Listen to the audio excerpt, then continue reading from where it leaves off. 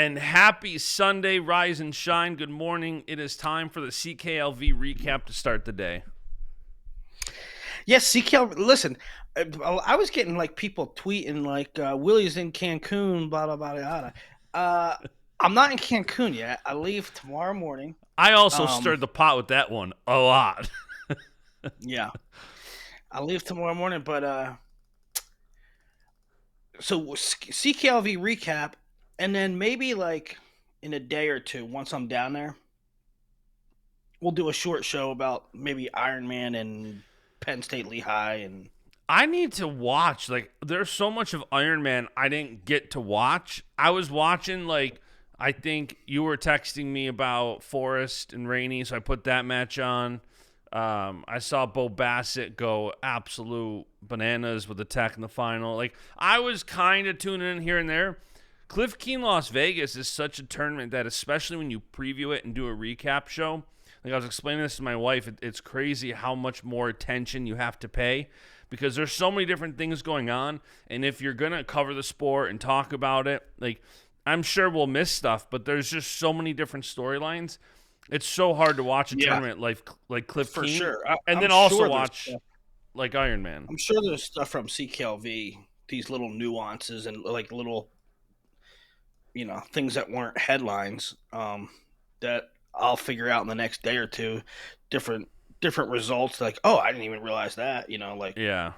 Uh, or different situations. But and college from almost round one is interesting. Iron Man, no matter what high school, except stuff like Fargo and Super 32.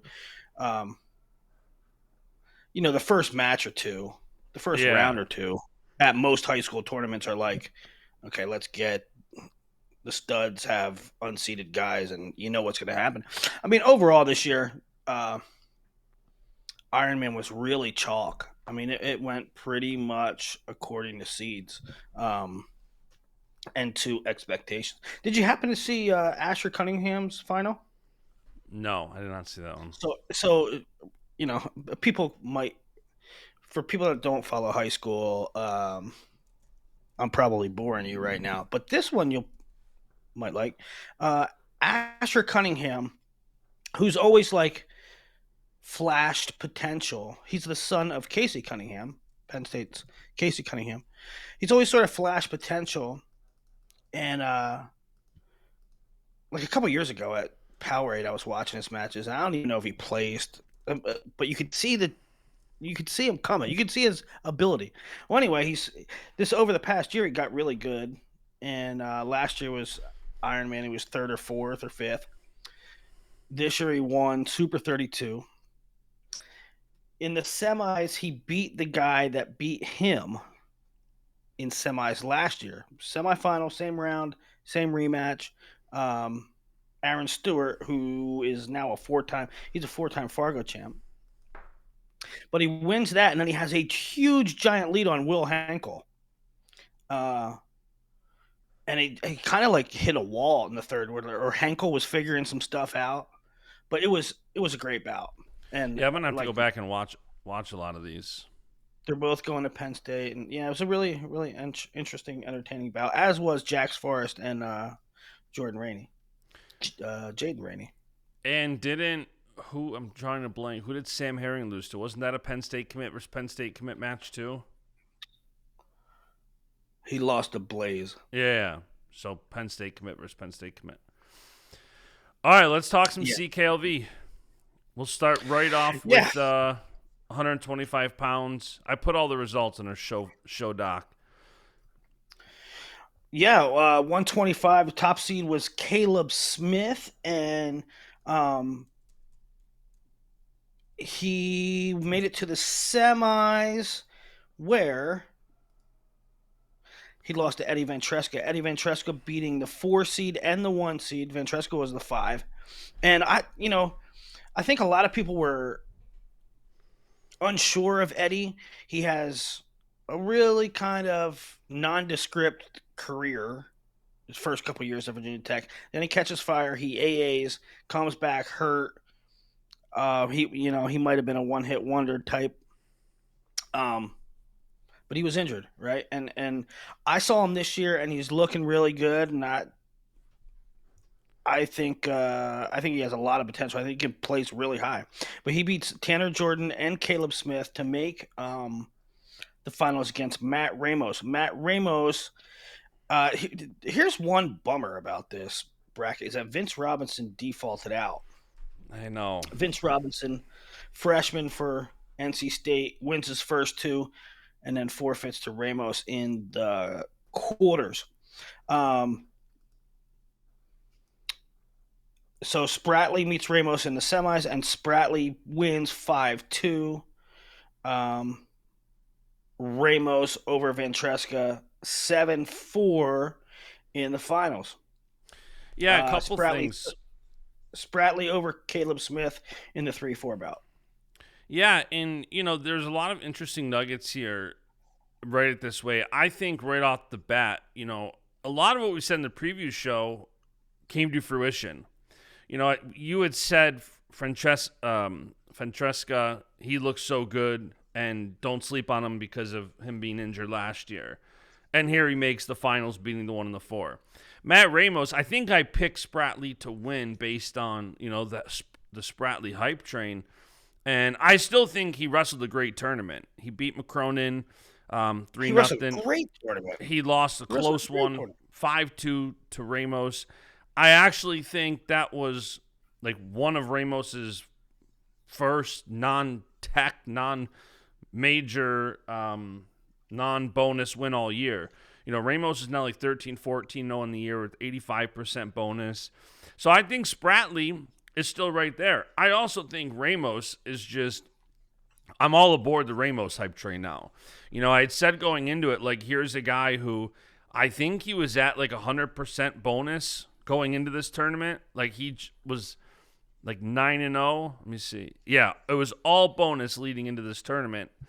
And it's like, man, I also think, and I'm curious your take, I said this in the preview show, for Spratley, and the same applies to Ramos, they should be the new number one. Ramos should be the new number one. Figs has to go down. He has not wrestled in a month. You have guys like Spratley and Ramos and Caleb Smith all showing up here. You got to reward those guys. In no world do I think Figs should be the 1 and Ramos the 2 when Ramos is now 13-0 in the year, 85% bonus. He has wins over Spratley. Like, what are your thoughts on Ramos being the new number 1? I mean, I think he has a case for it based on it's this season, right? It's just this season. Yeah, that's what seeds are, right? Seeds are not. I mean, seeds do not take into account last year. Richie Figs winning the title. So Ramos, his season this far is the best season. I can certainly get on board with that. I don't know if I would do it if I was a college ranker. I mean, I haven't really thought about it, but I probably would. I'd probably make him 1.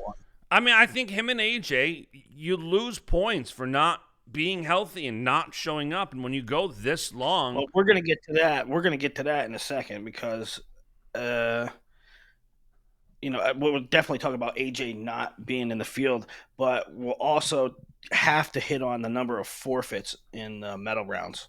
9 out of 40. 9 out of 40 matches. 9 out of 40, but really, you're not going to forfeit a final, right? I mean, it happens once in a while. So take the finals out. There was no forfeits in the finals. No, so there was one. Caleb Fish. In the final? Yeah, Caleb Fish won his... I believe it was Caleb Fish. Let me look. No, I'm talking about the finals. Oh, finals. Sorry, I thought you were talking on the backside. Yeah. Because Caleb Fish literally won his Conci semis and third place match by medical forfeit. Yeah. So what I'm saying is none of the finals. Yeah. None of the first place matches were forfeits, right? So take 10 out. So now there's 30 medal matches. So there's 30 matches for 3rd, 5th, or 7th. And Seton Hall Pirate told me I missed one. So there was 10 medical forfeits out of 30 matches. 1/3 of the matches were just like, nah, we ain't doing it. It's crazy. That is bonkers. And I will But I say guess if we too, want to like talk about it now, here's where I'm at. I ran it and raved for 10 years about it, right? And then it kept getting progressively worse, so I kept bitching more and more. Um, but here's where I sit now. They penalize you for it. You get penalized for it. So if wrestler X says, I'm going to forfeit, and into his seating algorithm, I'm like, okay, here's one for you.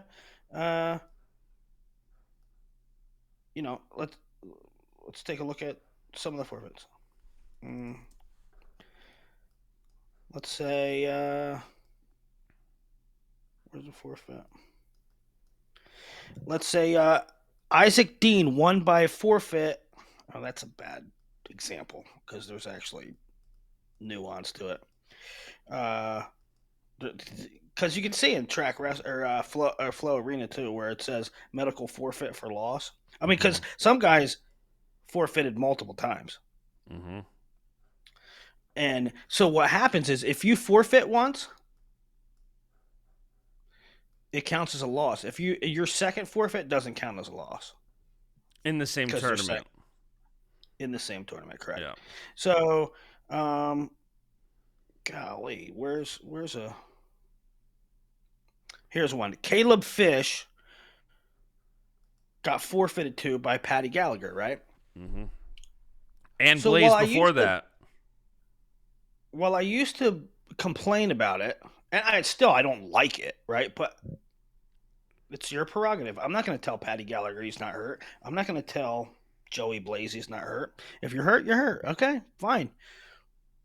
But when one guy steps on the mat and the other guy doesn't, somebody has to be rewarded and somebody has to be penalized. And that's just the way it has to be. And now Fish stepped on the mat. He gets credit for a win over Patty Gallagher. Patty Gallagher forfeited in his seeding algorithm. It will have a loss to Caleb Fish. So I'm okay with it. I ain't gonna bitch about it no more. As long as there's some justice involved, right? And I also don't understand some of them too. Like Patty Gallagher, I had a note like, is he actually hurt? Because it is weird to win your Conci semi and then forfeit your third place match. Like some of these guys are legitimately banged up. Well, okay. So here's the thing, right? Here's the thing. That I mean, I get criticized for. I mean, like sometimes. Willie, you mean to tell me that you ain't out there wrestling? You haven't been. You're not in the grind. You don't know how these guys are hurt, this and that. Listen, fine. But there's 10 forfeits in one round. Are you telling me all 10 of them can't wrestle? Well, and two, the big ones for me are so when you have a legitimate injury, the moral of the story is when you have a legitimate injury, sometimes people call you out on it and say you should be wrestling and that's ducking and you shouldn't forfeit. And maybe you are legitimately hurt, but there's 4 or 5 other guys that aren't legitimately hurt, so people question it. That's why. Especially when it's losing the championship side and then you forfeit your first match on the Conci side. Yeah, it's funny how that works, isn't it? It's funny that 90% of the forfeits are on the backside, not the front side. Mm-hmm. They only get hurt in the backside. I will say too. Yeah, I will say too. Could it be that once you lose, maybe you're less motivated? I will say too that you got to give all the credit in the world to Oklahoma State, who not only Oklahoma State had all 10 guys in the top 6, and then they ended up with 9 in the top 4. Only other time that happened, or the last time it happened, was in 1983. It was also Oklahoma State, which is extremely impressive. But I will say, it's like, shout out these guys that every single one of them showed up on the backside. Everyone who was. There you go, too. I ain't gonna say it, but no, of course I'm gonna say it. Just say it. Culture and values. Culture and values. David Taylor comes from a culture where those guys don't sit. David Taylor never missed a match in his life, in his college career. Never missed a match. In his college freaking career, never missed a match. Do you think he's going to let a kid's medical forfeit on a whim? No. His guys are going to freaking wrestle, right? So, you build a culture like that. He didn't forfeit when he was in school. Penn State guys rarely forfeit. Now go ahead and say Willie's being a Penn State homer and cite a Nick Lee example and this and that, or not Nick Lee, Jason Nolf. Yeah, once in a blue moon, everybody saw Jason Nolf's knee pop. Yeah, Okay, like Feldman. Feldman got injured in his semi with Wyatt Hendrickson. Obviously, he's going to medical forfeit on the backside. We literally saw him not able to continue the match. Like there's right, cases where it makes sense, and those numbers you got to factor those in. But right, again, when you right. have like the But I'm backside, talking about I'm talking about Oklahoma State, where David comes from, how David's built, David's values. He's not gonna be happy if his guys pull that kind of stuff. Um, so we didn't really talk too much before the show. We just sort of jumped right into it. I'm well, starting we with talked for a 125, half hour about football. right? But so we talked about 125. We didn't even complete 125 yet, but there's three things we really need to accomplish here.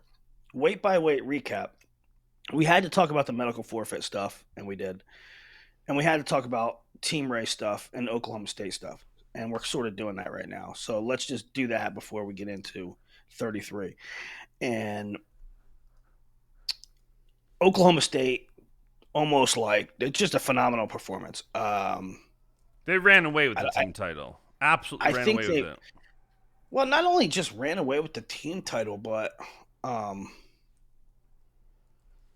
uh, they might have set a new scoring record for CKLV, No, they were like I right? think 6 points short. I think. I mean, okay, so we're talking about Yeah. historic, like it's in that vicinity, right? And going into the medal round, going into the final session, um, they were something in six. They lost six matches the entire tournament. Uh, just an incredible performance. And I mean, there's a couple ways to look at it. Now, I know Oklahoma State's over the moon. Their fan base, right? They're just oozing satisfaction. I'm not saying they're gloating. I'm not saying they're, but there's probably a combination of hell yes, like we're so back, and also like relief, like man, we hired this new guy, never been a coach. This could go one of two ways, and but now it's looking really really good, right? Um, so they're clearly very happy. Uh, and why wouldn't you be? Um, but there is like um if you try to like pump the brakes a little bit, pump the brakes, you always have to look at it. I always try to look at it through two lenses, right? The optimism and the pump the brakes type stuff. Um,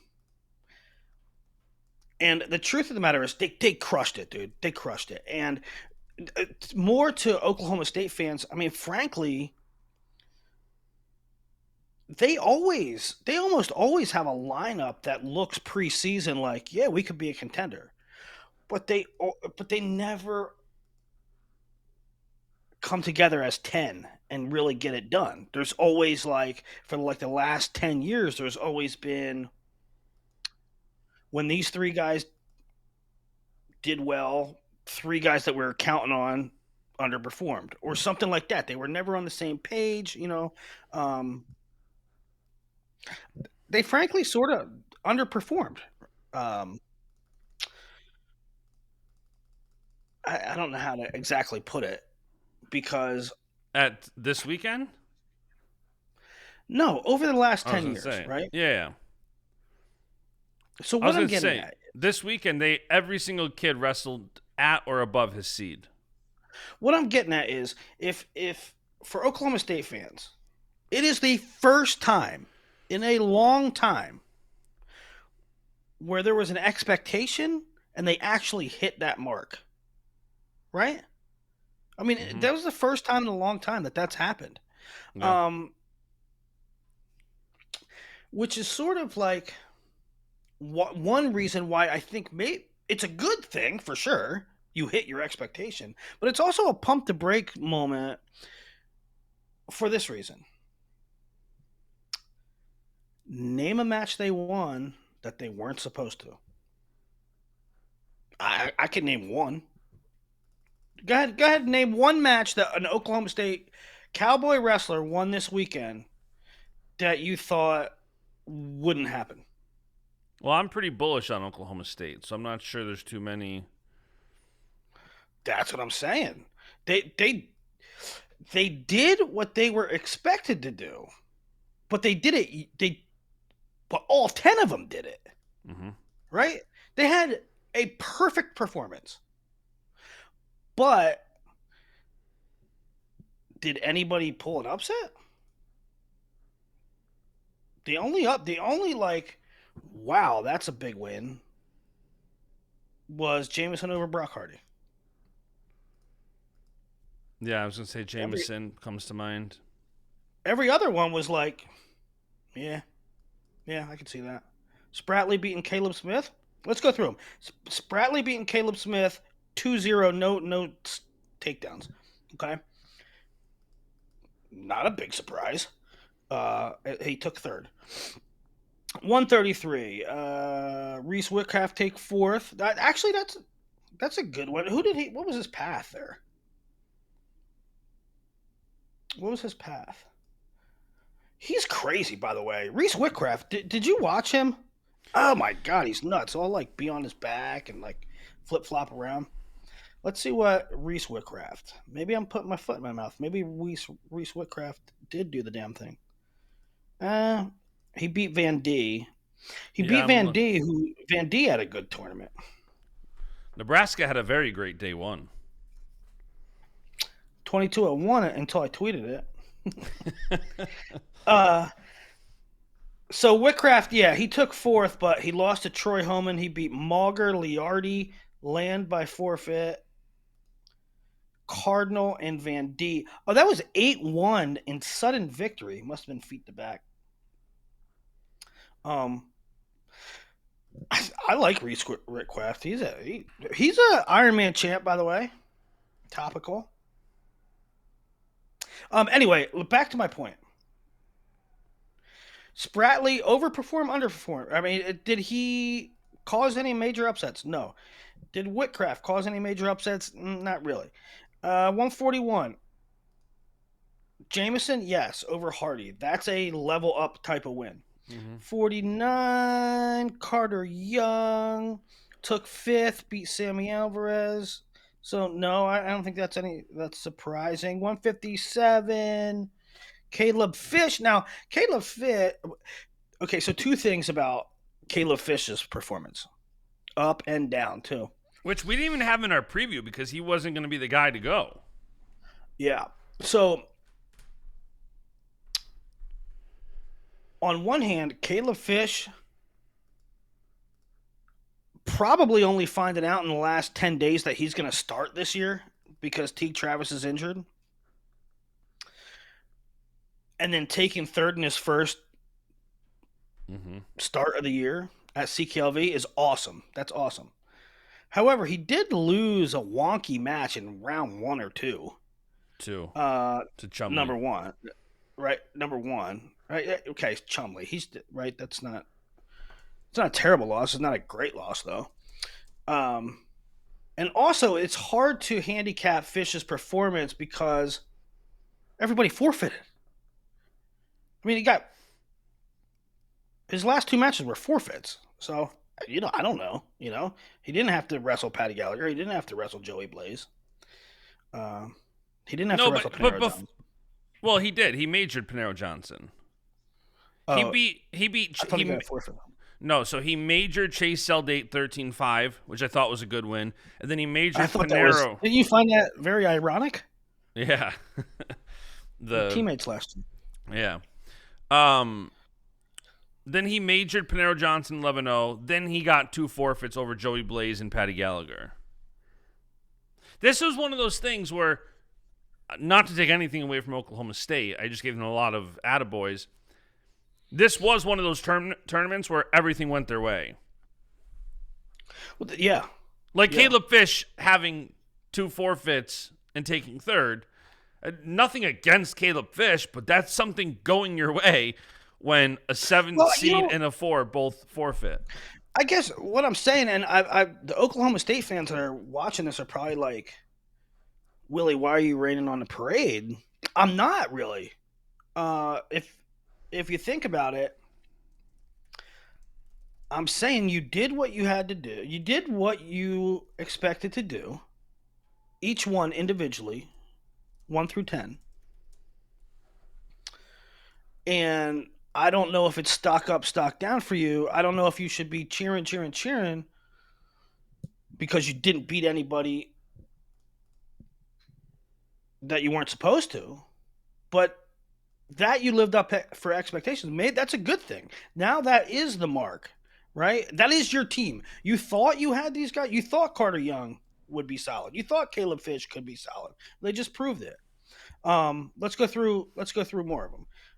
Caleb Fish, so third, great job, but a little weird because he got a lot of forfeits. Cam Amin, did he beat anybody he wasn't supposed to? No, I mean, he beat Bubba Wilson, but I think, he's seated above him. And also one of those things where... Bubba Wilson didn't qualify for nationals last year. No, I know. I'm just saying. That was probably his best win of the tournament. Yeah, exactly. So Amin didn't beat anybody he wasn't supposed to. Dean Hamidi didn't beat anybody he wasn't supposed to. Dustin Plott didn't beat anybody he wasn't supposed to. Luke Serber didn't beat anybody he wasn't supposed to. Right? So this is what I'm saying. Excellent performance. You couldn't have asked for a better performance. Mm-hmm. But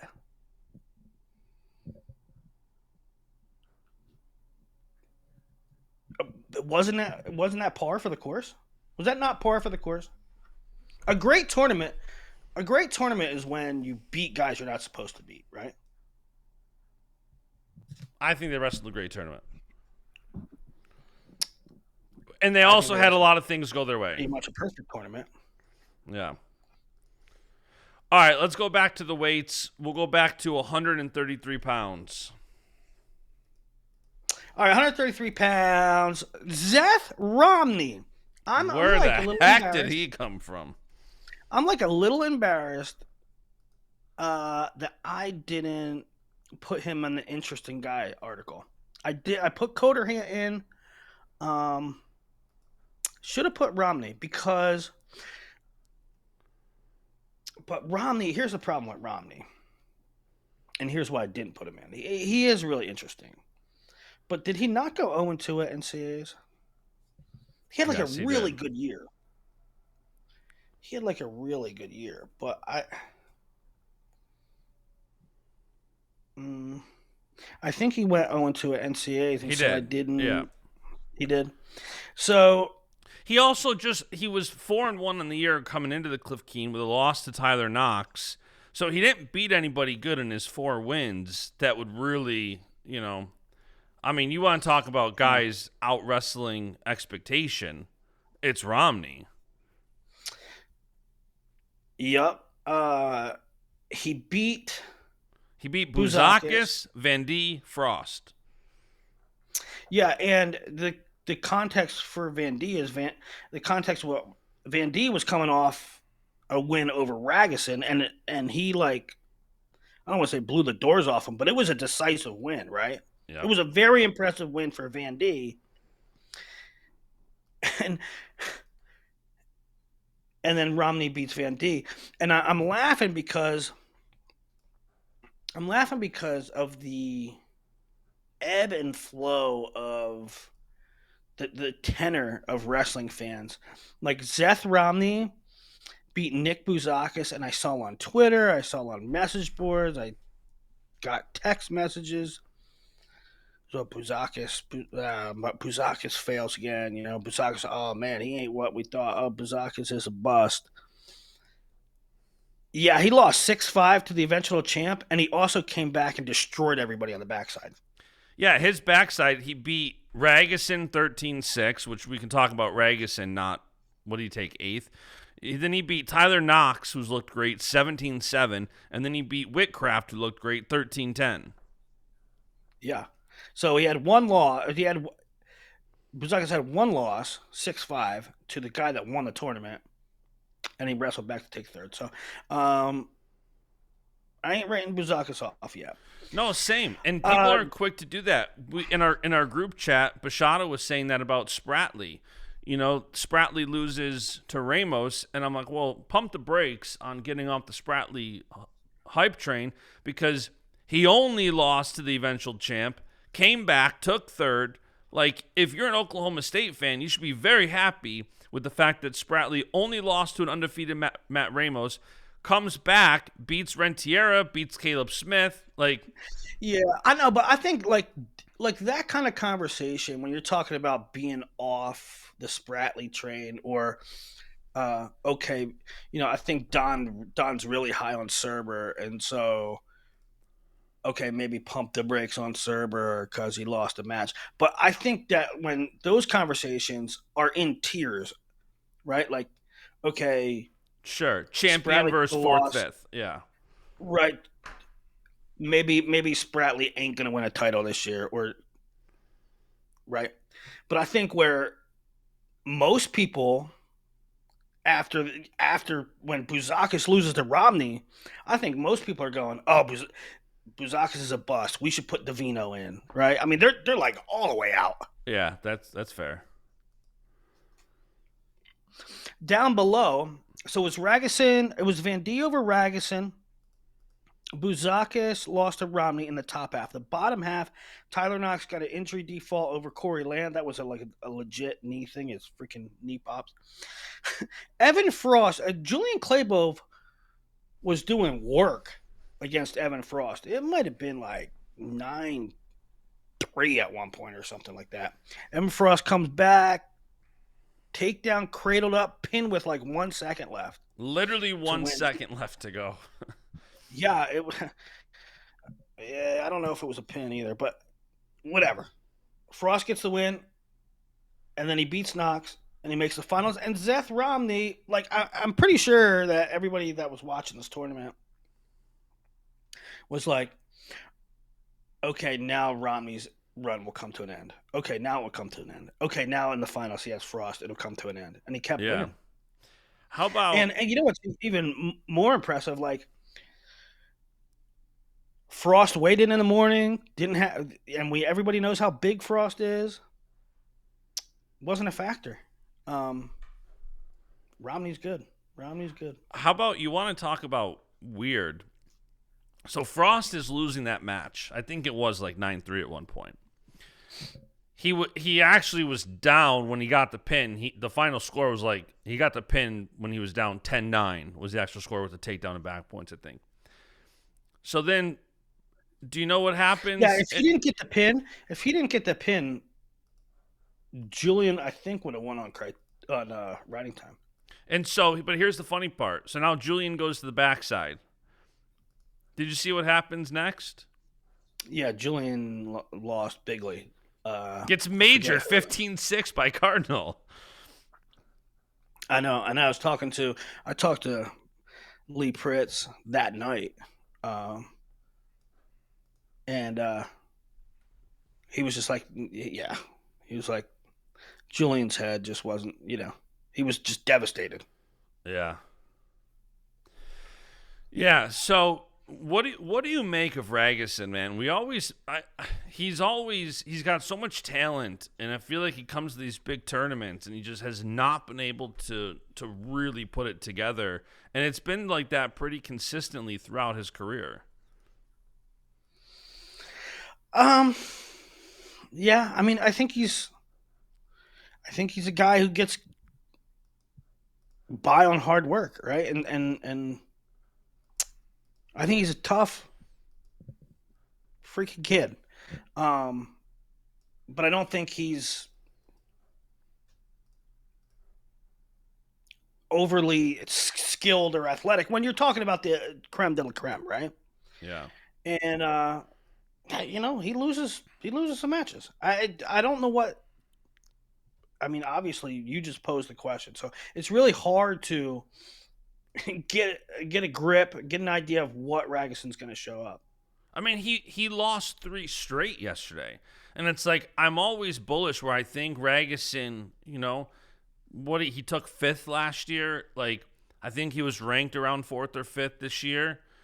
And then it is surprising to see a guy like his caliper lose 3 straight. Like you said, I know what you're saying. Like he's in that kind of second tier where it's like it's not necessarily surprising if you said he was in the bottom 4 of the 8 place finishers. I'd be like, okay, that makes sense. But I was surprised to Yeah, see no, him I lose three think straight. I think I had him crystal ball like fourth ahead of like Drake. I mean, I think I had him high. Um, but then again, you can never count him out. There's Correct. been like a dozen times. I'm not even kidding here. There's been a half a dozen times throughout Dylan Raguson's career that I wrote him off. Like in high school, he'd like go make Fargo finals, and I'd be like, I don't know, he's not that good. And then he'd go to another tournament, and he wouldn't do good, and I'd be like, see, I knew it. I knew he wasn't that good. And then how's he gonna do in college? He'll be all right. He'll be solid. But then he'll like slay some kids. But then he'll get beat by Shawver and Van D. Then he'll get beat by uh I don't know, Derek Cardinal, right? So I'm done writing him off. I'm not putting him out to pasture. He can absolutely AA. It's just which Ragson's going to show up on what day. Yeah. No, for sure. Let me see what other notes I had. Tyler Knox, I thought was kind of up and down this weekend. It's funny. He ended up taking 5th and he beat Van D 5-0 for 5th, which I thought maybe his best win um, of the weekend. Mm-hmm. He lost a very close one to Frost 3-1 in the semis. And then these kids do like so he loses a tight one and then he gets the doors blown off him by Buzakis 17-7. But then he did come back and beat Van D. I think Knox is going to be. It's funny where you have him on the crystal ball because I was going to pose the question to you. Do you think Tyler Knox is going to break through? Because I think he's going to be on the edge of AA all year. And sure enough, you have him 8th on the crystal ball. So you kind of have him right on that edge. Yeah, I mean, another thing too about Knox, he was from Massachusetts. He wasn't really good in high school until late. He wasn't a blue chip prospect, right? And people really don't know about him. And when you have prospects like that, when you have freshmen that aren't household names and they come out and they have one good win, people start like, was that a fluke? Was the Drake Ayala win a fluke or was it this? No, he's good, man. He's really good, and highly he was high on the big board as a senior. He just wasn't one of those guys that spent like he didn't even appear on a big board until he was a senior. You know what I mean? Yeah. So they're met with those kind of guys are met with some skepticism. Not Knox is legit. Yep. So, all right, that's 33. Let's move on to 41. All right, 41. Um, relatively, relatively hit expectations. The early one was Coderhant beating Lemley 2-1. Um, Mendez over Latona in the quarters. Coderhant over Lemley. That was the top side, and then Mendez 8-6 over Coderhant in the semis. And the bottom side, who got busted up here? I didn't even realize that. Jameson Garcia. Oh, Julian Tagg. Julian Tagg beat Cale Happel, who was the uh, 3 seed. So that threw that bracket off a little bit. And then Jameson beat Garcia to make the semis. Brock Hardy beat Jordan Titus. Jameson over Hardy in the semis 7-4, setting up Mendez and Jameson final. Mendez wins it 5-2. Great win for Tegan Jameson. Yeah, and the rest of this was pretty chalk. You had said, listen, Coderhant and Lemley were 4-5 seeds. I think of a 2-1 match and a 4-5. It's like, okay. But you were definitely very proud of Coderhant. You'd put him in your most interesting guys list for the weekend. Mendez just continues to kind of dominate this weight. It's good. He's had a lot of bonus this year, and he had to win 3 straight decisions. Beat Latona 5-1, beat Coderhant 8-6, beat Jameson 5-2. I thought he looked great. I thought Mendez. It's funny because I had Intermat's rankings when I put out the graphic of here are the Cliff Keen semis, here are the Cliff Keen finals, and I don't put seeds in those graphics. I put what their rankings are so you can kind of get a better idea. And everybody was flipping out because it had Mendez too, and they were number one. Some people were confused that it wasn't his seed, and number two, they were confused as to why he's not the number one ranked guy. Which I agree. I think Mendez, and I said this on our preview show. I think I said this on the Crystal Ball show. I think it's Mendez, Bo 1 and 2, and Alira's 3. Who does other people have? Pacino. Does like Flo have, or Win, or whoever, AWN? Do they have Mendez 1 over Alira's? Let me look. Oh, so they weren't necessarily confused. They were. Well, they were at first unaware that Andrew Alira's exists. Not unaware that he exists. I listen. I have absolute. I'm not a ranker. I think Earl Smith, Kozak, all these rankers. I don't envy their job. It's very easy to nitpick a ranking here or there when you're ranking. No, but I'm saying. But listen. Let me finish. There's no argument for Alira's to be 1. None. No, that's absolutely asinine. He took a year off. Mendez and Bo were in the finals last year. Mendez dominates all year. Mendez wins an NCAA title. And then you're going to put him 2 because Alira's comes back from his year off? No. There's no argument that I think Alira's is number 1. None. How about the argument that, well, wait, 2 years ago, was Mendez ever in Alira's bracket, or was he 33 that year? You're going to use rankings from 2 years ago now? Stop. I'm not. I didn't say rankings. They're called results. Okay, so you're going to use results from 2 years ago? Listen, I have enough beef. You're picking and choosing. You're picking and choosing right now. No, I'm not. If you're injured, you listen. Don't start, because I'll tell you right now. Tell me right now, Willie. You just played yourself because. No, I didn't. I'm very consistent with this. If you take time off, the rankings should reflect that. If you're injured for a month, you're telling me if Carter Starachi takes a year off, put him below Parker. Yes. I'm very consistent with this. If you're injured for a month, you should drop in the rankings. If you take a year off, you should not come back and be number 1 over the guy who won the weight more recently than you did. That is what's asinine to me. I do not see how, when Jesse Mendez wins a national title with Andrew Alira's taking the year off.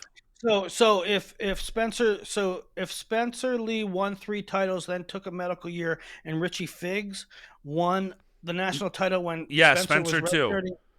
Okay, stop. How the hell can you take a year off and quote unquote maintain your ranking? Wrong. Okay, Mendez should be the 1. Mendez should be number 1 in your rankings. I might have to do them. Baschamania Power Rankings. Baschamania Rankings. I'm very consistent with reward the guy who's competing. And if you take a year off, by the way, none of this matters in the grand scheme of things. It doesn't matter if Faliers is 1 or 2. Now, we did mention. So you're telling me that Gable should be 2? Yes. To be How consistent, about why not yes. 3? Why not 3 or 4? No. You just played yourself. Yes, I'd put him just below Kirk because Kirk's the reigning national champ. Undefeated national champ should be 1, Gable 2. Yes, take a year off. You don't get your number 1 ranking. That's stupid. The returning national... Why shouldn't he be 3 or 4 or something? Because he's the current returning national champ who's undefeated should stay number 1 until somebody beats them. Now listen. No. Gable. Why shouldn't Gable be behind Wyatt? Because Wyatt's not a returning national champ. Kirk is. You can give Gable some credit for being a returning 2-year, 3-year national champ, 100%. But the returning national champ who's undefeated should always be 1. The only exception is if you're coming up in a weight and you want to put Parker 1 and Carter 2, no problem whatsoever. But if you're a returning national champ at the weight, you should be number 1. Okay. I don't agree with Gable being number 1. I don't agree with Aliras being 1. It's semantics. It doesn't matter, but I want the rest. Yeah. But my argument's solidified. I do think that Mendez and Kirk should be 1 because they're the returning national champ. And Gable Aliras can be 2. Reward the guys competing. Hey, you know what I was a little disappointed with? Kirk won a national champ while Gable was playing for the Bills. Gable 2. He's 2. Gable is 2 in your rankings. Jacob Frost. I wanted to learn something about Jacob Frost. He kind of like he wins the spot over Zach Redding. I was talking highly of both those guys coming in, and Jacob Frost takes 5th, but it's sort of hollow because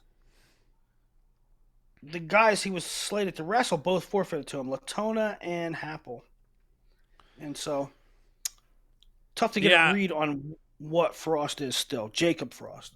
Yeah, in Iowa State, you can make the argument opposite Oklahoma State did not have a great tournament. Their guys did not wrestle up to par and up to what expectations were. And I thought Jacob Frost, like, I get how good Mendez is. We just talked about it. He's been number 1. But Frost got his doors blown off. He got tech 19-4 by Mendez. And again, Mendez is obviously the best at the weight. But Frost did not impress me much. And like you said, it is hard that you have these medical forfeits in there where, Frost and Happel would have been a good match. Hey, there's a thing too, right? Like,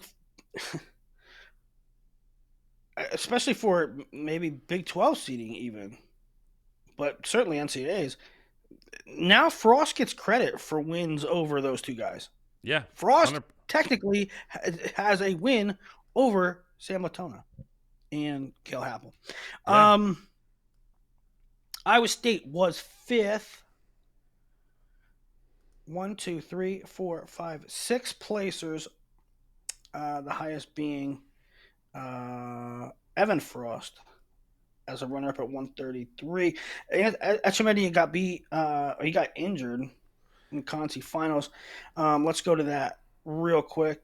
No, not real quick. Let's move to that. 149. Top seeds holding serve.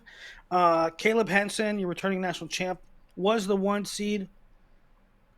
Beats Carter Young, the 8 seed in the quarters. Abbas, the 4 seed, beats 5 seed Real Buto to set up that semi. Down below, it was Echemendia over Vasquez, 8-0 in that quarter. And the 2 over the 10, that was Ridge Levitt over Sammy Alvarez. Alvarez beat the 7 seed Gabe Willishaw. So it set up Henson Abbas, which was Henson won by fall, was up. Actually, I didn't watch that match, to be honest with you. It was actually a tight match. Abbas was winning, huh? Yeah, it was Abbas, a. oh, it was tied 4-4. It was tied 4-4, and Henson got a takedown for the pin. I gotta go watch that. Um, The because they Lovett traded. Etchemendia match. I mean, this weight went as chalk as it possibly could with It did, but it was crazy. correct because Right? Etchemendia was up on Lovett. He was up, right? I, I think he Yeah, was up. Etchemendia. I mean, Etchemendia had the lead for sure. So, it went chalk. But listen, at one time, Carter Young was beating Caleb Henson. Hmm. At one time, Jaden Abbas was tied with Caleb Henson. Actually, no, he was leading 4-3 at the end of the second. Um, so Henson was trailing at two different occasions. Etchemendia was beating Lovett for a long time, and Lovett won. And his So while it team, went, that Etchemendia Lovett match too. Etchemendia body locked Lovett and took him down, and his coaches were saying, "Let him go, let him go." And sure enough, the exact thing happened that his coaches were basically trying to prevent. yep, you can't risk Etchemendia.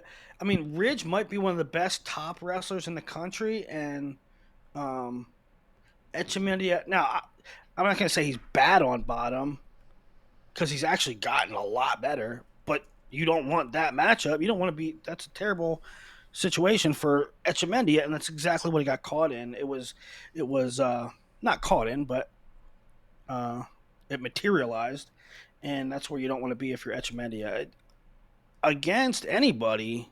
I was actually talking to Kevin Dresser about this. Um,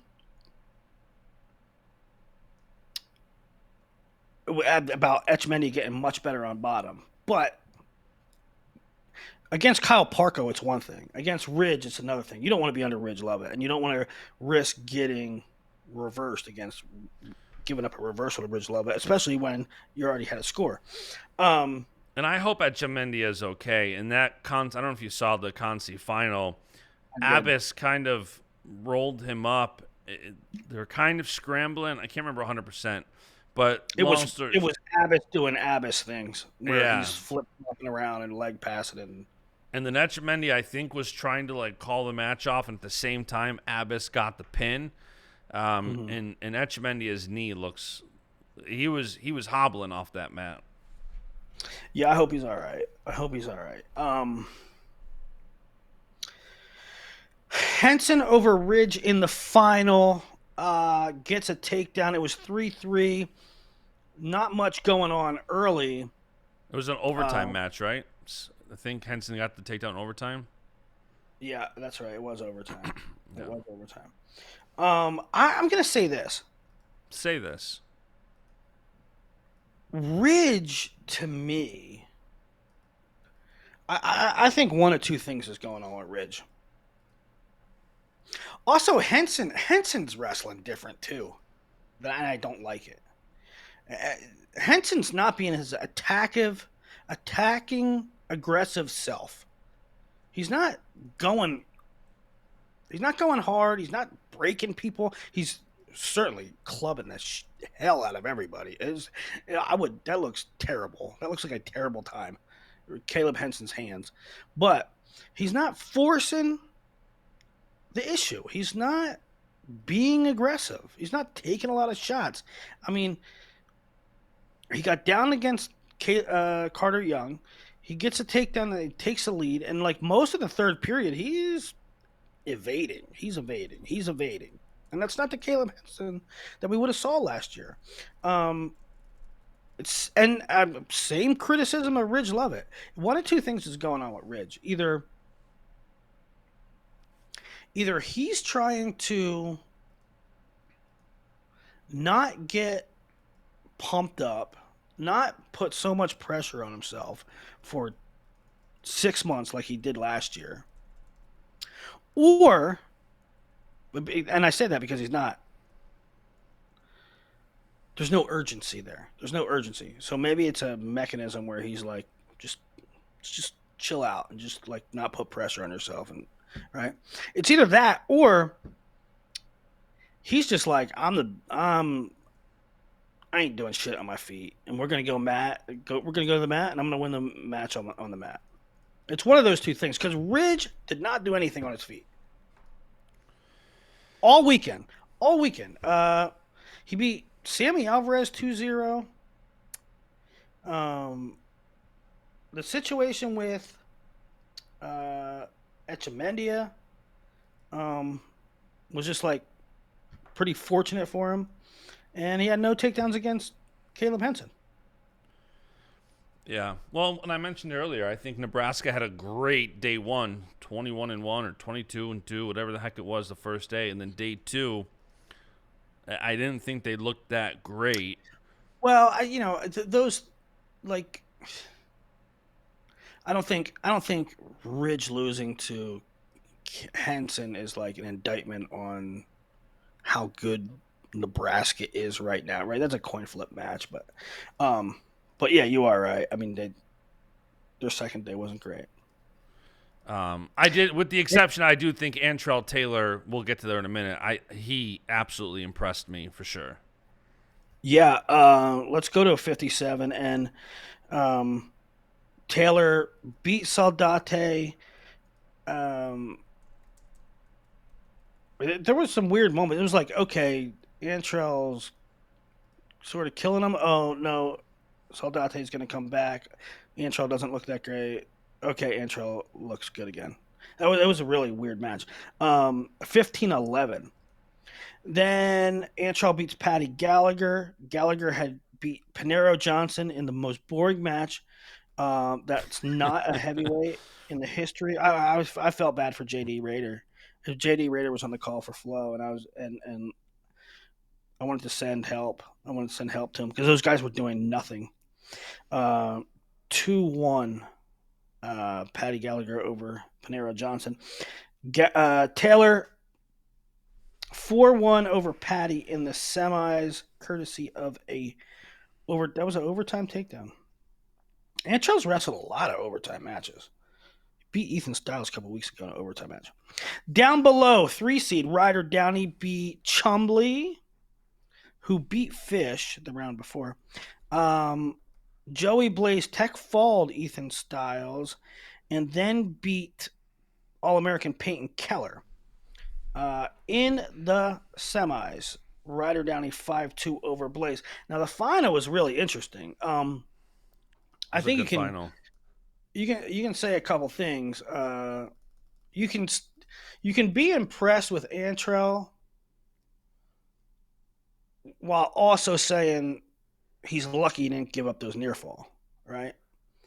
Um, win or lose that match, the tournament in entirety, Antrell had a good tournament. But there was a really dicey situation there with Downey so good with that turn on top, and he damn near got it. A lot of people would say he did get it. What did you think of those near fall? I actually missed it. So, It's one of the matches I got to go back and watch.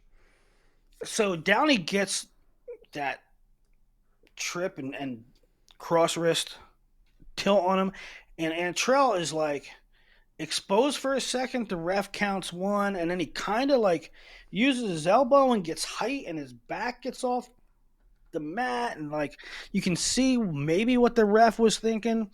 Um, and then he goes back into criteria, and he gets another 1 count, and then gets out of it. And so there's a great percentage of fans that say that was BS, and he should have got Downey should have had near fall. I can actually see a little bit where the ref is coming from. It was really close. They challenged it, didn't they? Because I think my son ran down or something, and I think I went back to it as soon as the challenge was over. Yeah, I think they challenged it. Yeah, they did challenge it. But yeah, they didn't call it. So, yeah, I picked Downey to win the tournament. You did. So I don't know. I thought both guys were pretty. What'd you make good. of Peyton Keller dropping? Peyton Keller drops a 2-0 match to Joey Blaze, and then right away on the backside drops a 12-4 major decision to Hippolito. Yeah. I mean, I don't think you write him off. I Yeah. don't think you write him off. Joey Blaze is really good. Beat Peyton Robb. He had a couple big wins last year. Yeah.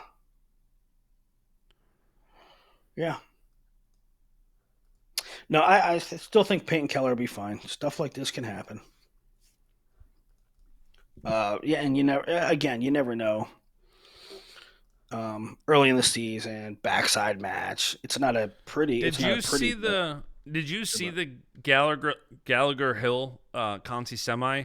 I didn't see it, and I was curious if something happened for him to forfeit in that third place bout because it's kind of keeping even more of an eye. We'll talk about Sammy Sasso in a minute, but it was like, does Sammy end up down in 57 watching Gallagher? And I was looking forward to the Gallagher Fish match and then Gallagher medical forfeits, but I didn't see an injury. No, I don't know. I didn't see anything. I didn't see any injury leading into that. So yeah, that was 57. 65. 65 was a weird weight, man. Bear Claw. My guy, Bear Claw. He lose round one. So Bear Claw loses round one to a guy he has no business. Guy he has no business losing to, and then he wins 6 straight on the backside to take third, including beating Sammy Sasso 5-0, Montanona 4-1, Hunter Garvin 3-0, Bubba Wilson 1-0. Yeah. He didn't give up a takedown after that. After he lost, he didn't takedown. Yeah, good performance by Bear Claw. Another data point that he is right in the mix, certainly in the mix for a podium spot. But Peyton Hall was your top seed. 9 seed Nico Ruiz beat Brock Mantanona, the 8-9 match, and then Hall beat Ruiz 7-1. Although there was Nico Ruiz, I mean, that was the same official that didn't give Antrell the back, or didn't give Roddy Downey the back points, by the way, but they had to have taken away 3 takedowns on Ruiz. And I'm not saying taken away. There was at least 3 potential Nico Ruiz takedowns that every single one of them they said no. Every single one of them they said. One they overturned, one they challenged. And this is so stupid. One they challenged and the ref was blocking the view so they don't get their brick back. I mean, they look at the tape and you can't tell if they can't review it. They can't review it because the ref's in the way. But you lose your brick? That's the dumbest rule. Anyway, I'm not saying Nico Ruiz should have won by any stretch of the imagination. I'm just saying it was a better match than 7-1, and it was really odd circumstances. Hunter Garvin teched MJ Gatan in the first period in the 4-5 match, and then Hall beat Hunter Garvin 12-7 in that semi. Down below, as we said, Jack Thompson took out Barraclaw early. Cam Amin comes through that side of the bracket, beats Jack Thompson, and then beats Bubba Wilson 4-1. Wilson had beaten the 7 seed Mayfield and the 2 seed Sammy Sasso to get to Amin. One of the most underrated tweets of the weekend was Bashada's Cam Amin is the 2024-2025 version of Will Luan. I don't understand. And listen to this. Cameron Amin has wrestled 9 matches this year. 5 have gone to OT. 5 out of 9? 5 out of 9 matches have gone to OT. And one thing I'm curious about from your perspective, this tournament, he wrestled 5 matches. The max anybody scored was 5 points. Takedowns are worth 3, by the way. His scores were 3-1, 5-1, 4-1 sudden victory, 4-1 sudden victory, 4-1 sudden victory. And I will say, he had 2 OT matches that he lost heading into this weekend. One was against Bear Claw, one was against Nico Ruiz. So shout out Cameron for, he won 2 out of the 3 overtime matches here this weekend. But it is crazy. 5 out of 9 matches go to OT. And with the exception of 2 matches he won earlier in the year, he got 2 majors. all of these overtime matches, 4-1-4, 1-4, 1-4, 1-5-4. I don't understand this. Is he just very stingy with defense? Like he's not That scoring a lot of points, but at the same that was time, not his. That was not his mo. Like that's not his. Like Will Lewin has always been that, right? And yeah, some guys just are always that. They're just always that's what they are. It's going to be a one takedown match from the time they're in high school through college. Amin has kind of like just become that. I don't know. yeah, it was a great That's what point. bit him last year. 5 out of 9 matches into overtime. Um, so Yeah. let's talk Sammy Sasso for a minute because I gave you kudos in our group chat for this because it's like, it's kind of just eyeball glancing at the crystal ball without really looking at it. And one thing that jumped out to me was I'm like, Willie Sammy Sasso is a 2-time national finalist. You've got him not AAing this year. And, Yeah. you had the great line. Like, listen, he was shot. I don't know where he's at. And here's a perfect case in point where, I kind of gave Bearclaw some credit for his win over him, and I still give it to him. But then also, Sammy Sasso drops one 6-4 to Bubba Wilson, which knocked him to the backside. And then he lost in a very rare instance where you had the 2 and the 3 seed, Sasso and Bearclaw, wrestling in the Conci round of 16. So, you don't see that too often. What is your takeaway on Sammy Sasso from the weekend? I didn't think he. I didn't think he moved well. You know, I didn't think he had the same footwork. So I do think it's going to take time for him to get back in the swing of things, and maybe, frankly, maybe never.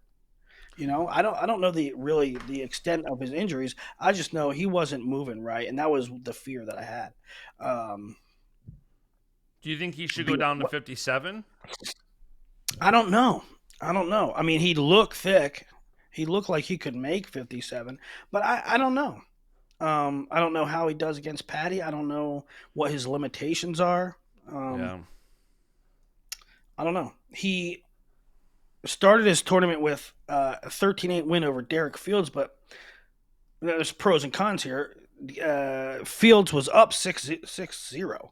Boom, Yep. right off the bat. Boom. 6-0. You could say, oh, that's not good if you're losing to Derek Fields 6-0. On the other hand, it's okay, you gave up a score, but you outscored him 13-2 thereafter. I mean, that's a good sign. Yeah.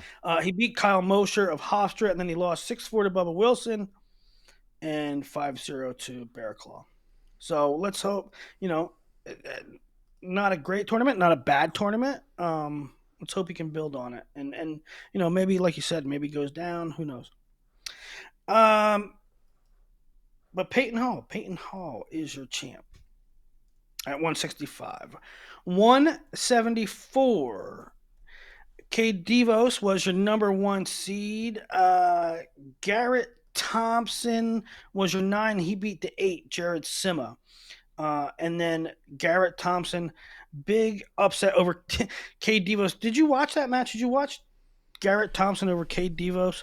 I did not. I just happened to catch the end of it. I was like, ooh, this is close. And it's an interesting matchup. And Thompson's got Cade Devos in trouble.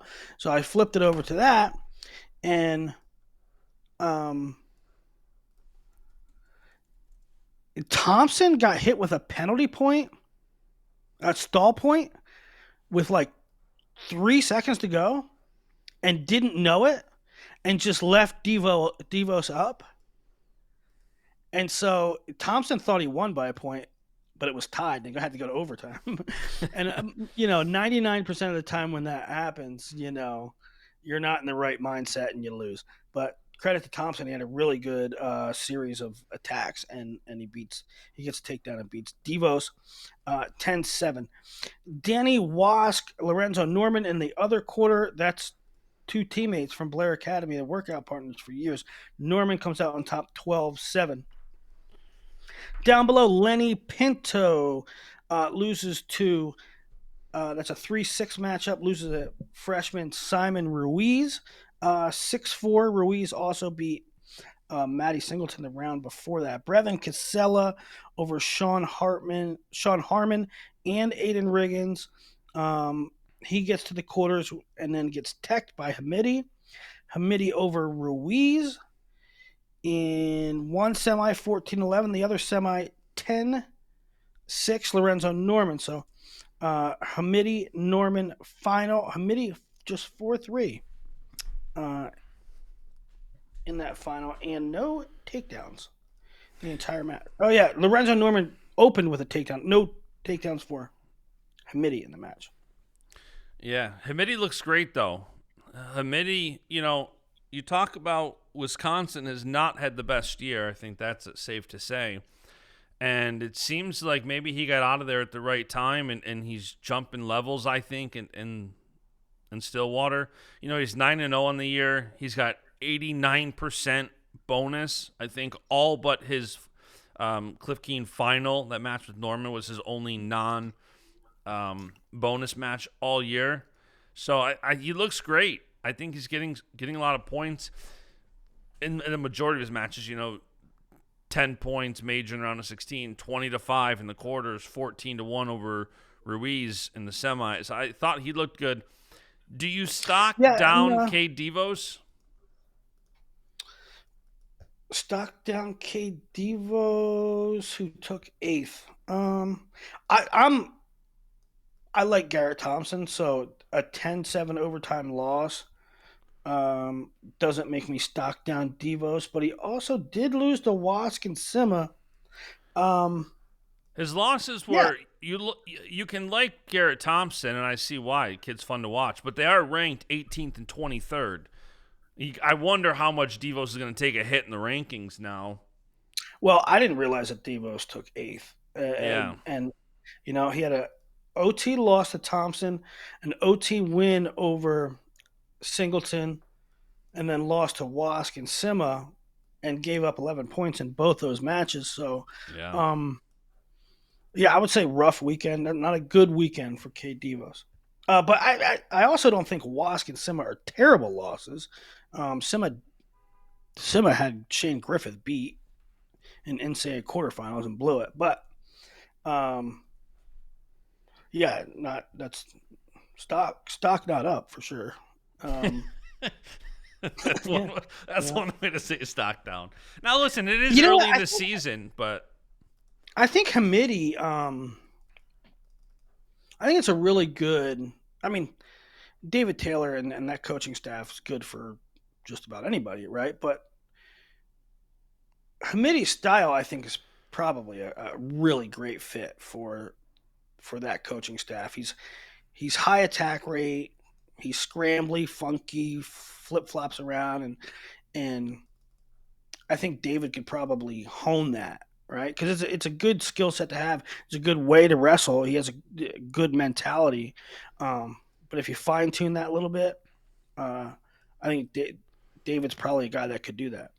Yeah, 100%. 184. We got basically what we expected. Kekai's plot final. Although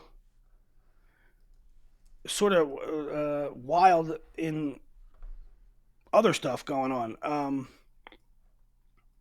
Both the 3 and 4 seeds lost early. The 3 seed was TJ Stewart, who again did not have great results. He lost to Caleb Eulenhop of Utah Valley and was majored by Dashiell Lamer of Cal Poly. Berge started off with a major of Ty Montero and then tech Dashiell Lamer, but then lost a 1-pointer to Isaac Dean of Ryder.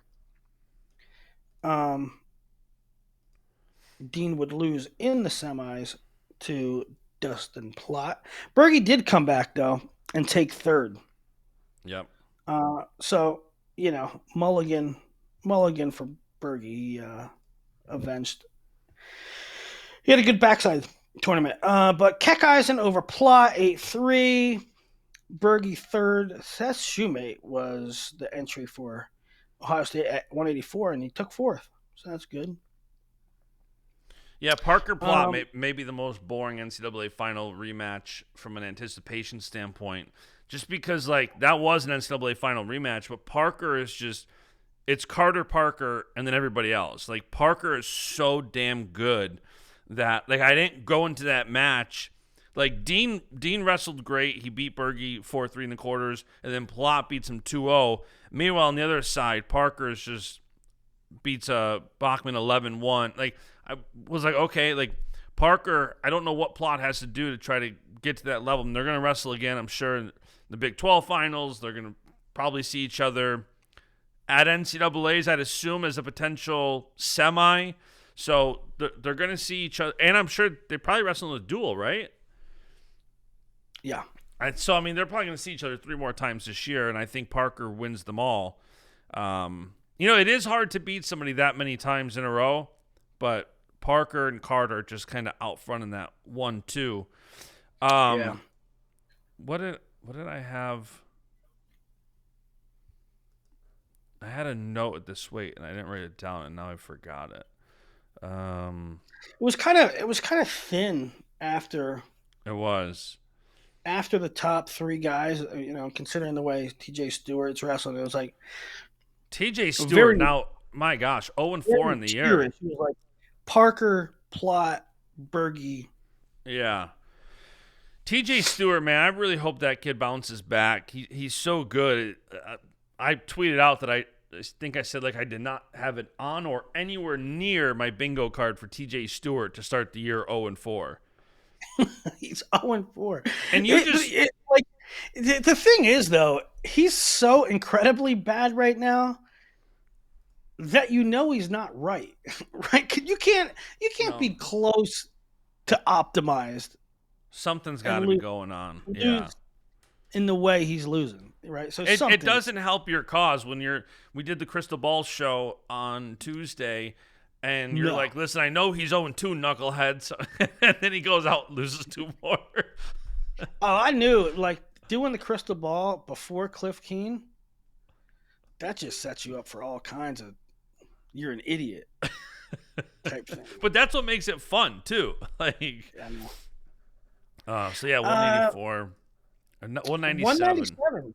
The story here really was Evan Bates, kid from out of Indiana. Well, wrestling. What? Well, the story here is AJ Ferrari. Well, no, but with Bates, like, I forgot who.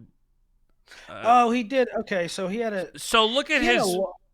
Yeah, so he won by injury default over Geog in the round. Well, no, in the round of 16, he won via injury default, and then he had a good one over Glacier, but then Munoz medical forfeits, and here he ends up in the final. So his whole weekend was a little wonky. Yeah, I guess. But I mean, look,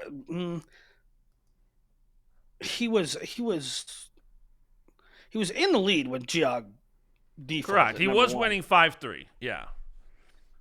Number 1. And number 2, he beat Glacier 8-2. That was a good win. I mean, I thought that was really good. Yep, that was a good one over Glacier. But you're right. He did get a medical forfeit in the semis, which is always advantageous. Yeah, and no AJ Ferrari was obviously a bummer. By the way, Glacier then lost in the round of 16, I think. Or maybe it was the... Maybe he lost his next match to Wyatt Volker. Yeah. No AJ Ferrari was definitely a bummer, but we said it on the show. Between his lack of... Wyatt Volker, man. I like Wyatt Volker. I think he's People don't talk about him. He's another one of those guys. I always say it. Between freshman and sophomore year, you can make massive jumps, and I'm not saying he will, but I'm saying in a weight class that is like there's like 8 guys, you know, 10 of my top 12, or no, 8 of my top 12 are seniors, and they all have amazing credentials, and they're all seniors that are graduating. So it's like those seniors, and it's basically like everybody else. It, Volker could be a guy that surprises, and if he doesn't, he's AA material every year after that for sure. What did he do? Volker finished 7th. He finished 7th, but he waxed Carroll, didn't he? Yeah, What was that score? 6-1 for 7th. Oh, 6-1. So I guess it wasn't a waxing, but My two big things here, Willie, were number one, no AJ Ferrari, which again we said was going to happen between the lack of promotion, the whispers of an injury. We didn't think he was going to be there, and to be consistent, I do not think he should be the number one ranked guy right now. And when it stinks, we're not going to get to see where he's at until the postseason now. And also, you couple. I mean, I wish that like, yeah, And I wish like him and Figs, like it. Yep. I know. And so if you couple that, AJ not wrestling for the past month, with Jacob Cardenas, who just looks like he completely jumped levels. I mean, he's 8-0 on the year with 100% bonus. He bonused his way through. Yeah, gets a tilt pin in the finals. Majors Smith, Tex Carroll. He looked great. Got a tech before that. Yeah. Yeah. Well, that's what I was saying. Even in my preseason crystal ball, and even now, I still have Cardenas ahead of AJ. It's like some guys at 97 are too good for me to just slap AJ ahead of them. Mm-hmm. Right? Cardenas has been too good. I'm not just going to say, yeah, AJ's better than him. I can't say that. I don't even know where AJ's at. So, right. But there were a number of good performances, like at 197. You know, some of these weights you didn't learn much. 197, I thought, was a weight you learned some stuff. Andy Smith beat Luke Serber. So good job by Andy Smith, and that was a weight that had some uncertainty. You know, I don't know if that lineup's decided. I don't know if that starting spot's decided, if it's Andy Smith or Sonny Sasso, who was out with injury this weekend. But Andy Smith certainly helped his cause by beating Luke Serber. Now, Serber, not to say stock down, he lost a 1-point match, but he comes back, he takes third. And he wrestled. He was seated 5th. He places 3rd. I mean, that's what you got to ask out of your guy. On the backside, he beat Stemmet. He majored Stemmet 12-3, beats Christian Carroll 2-0. Then he won via medical forfeit over Munoz, and he won a default injury over Novak. But still, you're seated 5th. You finished 3rd. That's great. Yeah. So I thought Andy Smith had a good performance. I thought Luke Serber had a good performance. I thought Evan Bates had a good performance. I thought Wyatt Volker with a win over Glazier and splitting with Carroll had a good performance. So, and Novak had a good performance. Beat Nick Stemmet, beat Cam McDaniel, beat Wyatt Volker. Yep. It was a good performance by him, too. He's another one that's crazy. He scrambled all around. All right. Heavyweight. Wyatt Hendrickson's really good, Justin. Penn, tech fall 16-0. Penn in a minute 23. He was up 6-0 and Feldman got injured. And then he pins Trumbull. And Trumbull majored Schultz 9-0. I said Schultz is a perennial 3-4-5 guy. I was really, really bummed that Feldman got hurt. I wanted to see that full match. It looked like it was going down the path of Wyatt is just on a different level this year. Yet again. I mean, he did. I say that, but I guess he also did this last year. He did it for the last 2 years, really. I mean, he just manhandled everybody that wasn't in the top four. I mean, just destroyed, you know. Yeah. Schultz beat Mullen 5-1, but then loses to Trumbull, who he pinned a couple weeks ago. Trumbull makes the finals. Hendrickson with a pin in 235. And so, I mean, you know the history with those guys at the top. You just wonder, you know, and there's no data points. And like you said, he's been doing this for years. But you have to wonder, can Hendrickson make up ground on Gable, on Kirk. And, you know. And by the way, I guess we should discuss it. We had said it looked like Younger was not going to compete here. And again, at this point, you start to wonder, will Younger just redshirt this year and wait for Wyatt to graduate, for Gable to graduate, for Kirk to graduate? You know? I would. I mean, if he can get a medical, get a medical. All those guys graduate. If I had a, you know, I mean, he doesn't have a redshirt year available, but if you can get a medical, at 97 or heavyweight, and I'm not saying Younger's not wrestling 97. I'm saying the composition of so many stud seniors. There's so many stud seniors at 97. There's so many stud seniors at heavyweight. Yeah, I mean, if you look at the top 12 guys at heavyweight, senior, junior, senior, sophomore, senior. Right. Willie, one more Oklahoma State note that I forgot to ask you. So Intermat currently has Oklahoma State the 5th in tournament rankings, and Nebraska the 4, and also has Nebraska 3 and Oklahoma State the 4. Are you surprised at the gap Oklahoma State had versus Nebraska, where I think they beat them by like 80 points this weekend? Because we talked about Oklahoma State, we said that. Yeah, I'm surprised at the gap for sure. I mean, we were talking when we did the CKLV preview show. We were going through. I mean, based on seeds alone, right? The team point projections and Ohio State, Nebraska, and Okie State were really bunched up, and Okie State really pulled away from everybody. And so, like we said, they did have just a phenomenally perfect performance. Everything that it went the best way that it possibly could. Mm-hmm. Everybody did pretty much as good as they could do, right?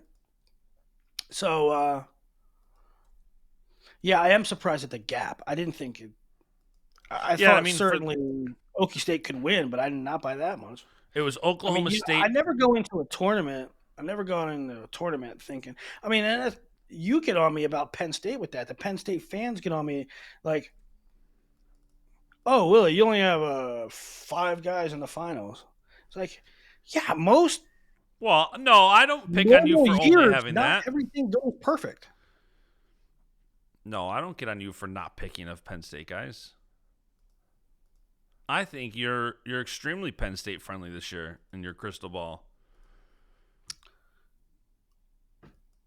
Dude, you yelled at me about Levi. You yelled at me about... No, I yelled at you about Carter. But Carter. Well, I was just right. I just picked Carter to beat Parker, but you still had Carter 1-2, Parker 1-2. You bet. You owe me $2, I think. I think I owe you I think I owe you. I think it was 10 to 100. All right, put it towards my sweet seats. That's the Cliff Keen recap show. Today at 2 p.m. If you're watching this as soon as it comes out, Penn State Lehigh at 2 p.m. I don't know if Braden Davis is going to go. He's a little banged up. I hope we see him in Crookham. I'm really excited for Beard and Barr. Really excited. Me too. So. Me too. That'll answer a lot of questions. All right, that's the show. Does watching 197 at Cliff Keen have any influence on your opinion? And I'm only asking this is because we debate so often Josh Barr's potential at 97 this year. Mm-hmm. And it's not because we debate his ability. It's not because we debate his prospects. It's because of the personnel that's there this year, and so senior laden, and there's so many other guys like Christian Carroll and Wyatt Volker, and there's the veterans, and there's also these guys lurking in the weeds that have talent. It did change my mind. It's a great question. Yeah, because here's why. Number one, we saw other guys who are in your blood round and round of 16. We saw Christian Carroll finish 8th at the Cliff Keen. I mean, that's like finishing 15th at NCAA's in this weight. Glazier didn't take top 8. So you had those guys. And at the same time, one of the biggest takeaways for me after watching 97 was, I had proposed the question to you in the last show of who performs better, Penn State underdogs or Penn State favorites, and talking about how good Penn State has been over the last decade with these young guys. And I think one thing that Penn State has done really well, especially with their young guys, and this happens often, but they're very healthy. They often stay healthy throughout the year. And when you look at 97, and let's look at your crystal ball, AJ Ferrari, he's likely injured. Where is he? Trey Munoz, just medical forfeited a match, couldn't go in the semis. Rocky Elam, we haven't seen him yet. He's coming off surgeries. Where is he? So 3 of your top 8, are they even going to be healthy? And if they're, what's the severity of Ferrari's injuries? Could Ferrari, where is he going to end up in the seeds? Could he see somebody that knocks him straight out of contention? You know what I mean? Some of these guys at this weight, what if we see Ferrari Glazier in the round of 16 and Glazier gets the W? And you know what I mean? It's can these guys, where are they healthy? I think given Josh Barr's potential, given what Penn State freshmen have done, just the health of the weight, I think I'm even more bullish on Barr. Honestly, what if I guess it wouldn't fall that low. But what if AJ ends up the 6th seed because of strength of schedule, or or something like that? Yeah. So. Okay. Second question, and I'll leave you go. Did the team race or anything you see from Cliff Keen, change your opinion about the podium chase? Do you think, let's say, Oklahoma State is definitely a podium team now, or they're not definitely a podium team, but they're certainly in the hunt? Did Nebraska being behind Oklahoma State so far, that big gap, does that make you say, well, Nebraska's definitely not a podium team now, or Ohio State, or Iowa State? So I definitely think 2 things happened. One, I think Oklahoma State, the expectations are now through the roof. And I had a couple people texting me man, I think Oklahoma State's going to take 2nd at NCAA's. And I'm like, why? Look at Oklahoma State, Iowa duel. Look at, with Penn State, Iowa not in there and all eyeballs on Oklahoma State, yeah, it's very easy. But like you said, everything went their way. And there's a lot of head-to-head weights where Penn State and Iowa would both be favored over Oklahoma State. And I think you throw those guys into the mix, I definitely think Oklahoma State's a podium team. Absolutely, I think at a minimum, I think they jump over Nebraska. And I think if the whole team wrestles like that, I would put them over Minnesota as well, even with Gable winning the whole weight and Oh getting yeah, 22 yes, for points. sure. So I think Oklahoma What is State. Crystal Ball? What is Crystal Ball right now? Top four. Uh, Penn It State, has to be. Iowa, Oklahoma State, Minnesota, which I think that's pretty accurate. Okay. Yep. Yep. That seems about right. Um, And then Virginia Tech, Nebraska, Michigan. So yeah, that's what I think. I think Penn State, Iowa, Oklahoma State. Um, I wanted to preview it last week, the Iowa Oklahoma State duel, because I think that's going to be a doozy, but it's not till the end of February, so we'll wait and see some you know match what? results. I like. Maybe this was dumb luck, or maybe it was planned. Um, but a lot was made like of David going and wrestling at the trials, and then going and wrestling at Worlds, and it was almost like publicity for the program. Mm-hmm. Um, whether David planned this or not, or whatever, it was a big PR win this week as well. Like Oklahoma State wrestling has at, had, yeah, they've had everything go their way wrestling at these the last biggest, couple months. it's totally known now that CKLV is the biggest, baddest tournament before conferences. It's the biggest regular season tournament, most stacked, most loaded, and to go there when not only to go there and to win it, and to win it by 80, and to have all these placers and have great results, but to do it on a weekend where really there's nothing else. Like nobody was watching any college wrestling. There was no big duel somewhere at the same time. There was no other Michigan State Open. There wasn't nothing. There was nothing really. I'm sorry to other programs, but there was nothing of great significance on Friday or Saturday. And here's Oklahoma State just rolling. I mean, it was a PR win. No, absolutely. And I think expectations, the dangerous side of that is everything has gone their way. Everything has been going their way, and there's going to be a false sense of expectation that's going to be very hard to live up to. That's why I know that people are going to like watch a show, and I did not articulate very well about what I was trying to get at. But that is kind of what I'm trying to get at. Like, you want to get really fired up and say, Oklahoma State, they're coming. They're not just coming, they're here. You want to say that, right? But like, let's just pump the brakes. Let's just don't set the bar too high and set yourself up. And I'm saying it to myself too, because I'd love to see Oklahoma State ball out and be a perennial national power the way that God intended. Lee Corso said best, say little when you win, say no. Say little when you lose, say less when you win. And that's what Oklahoma State needs to do right now. You have a lot to be excited about. A lot to be excited about. Just manage your expectations. It is a long season. Yep, definitely a good start. Definitely a good start. All right, JB, good luck to the Bills today, buddy. All right, go Bills.